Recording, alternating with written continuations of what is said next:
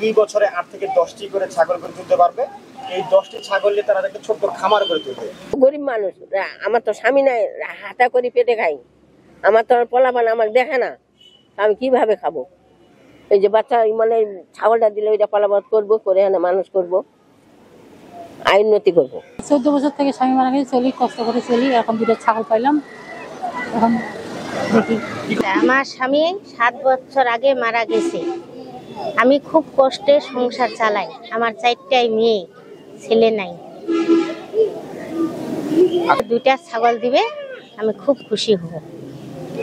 প্রান্তিক কিছু মানুষের মাঝে যারা বিধবা বা মা বোন যারা রয়েছে, তাদের মধ্যে হচ্ছে ছাগল বিতরণের মাধ্যমে তাদের আর কি একটা আয়ের উৎস নিশ্চিত করছেন।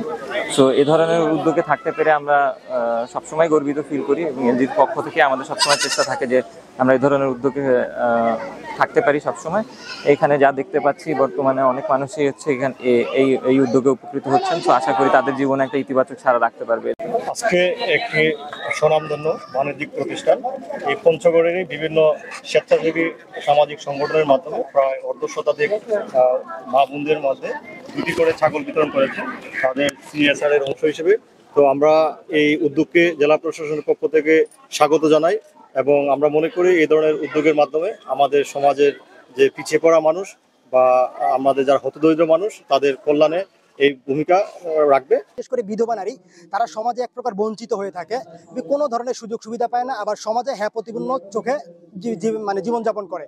তো আমি চিন্তা করেছিলাম তাদেরকে যাতে আমি তাদের জীবনমান সুন্দর করতে পারি, তাদেরকে বিভিন্নভাবে স্বাবলম্বী করতে পারি, এটাই ছিল আমার মূল লক্ষ্য। আমরা অসহায় ও গরিব নারীদের ছাগল বিতরণ করে অনেক খুশি এবং বিতরণ করতে পেরে নিজেকে অনেক প্রাউড ফিল হচ্ছে যে আমরা এরকম একটা কাজের সাথে যুক্ত হচ্ছি। বিধবা অসহায় নারী আছে যারা প্রান্তিক পর্যায়ে বসবাস করে, বিশেষ করে একদম সীমান্তবর্তী এলাকায়, তাদেরকে আমরা সিলেক্ট করেছি এবং তারা এই ছাগলগুলো পাবে। 2টি করে ছাগল, 2টি ছাগল পাওয়ার মাধ্যমে তারা একটা সময় 2 বছরে এই যে ছাগলের বাচ্চাগুলো হবে সেইটা তারা নিজেদের আয় উন্নতির জন্য কাজ করবে এবং হচ্ছে তারা একটা ছোট খামার করে তুলবে।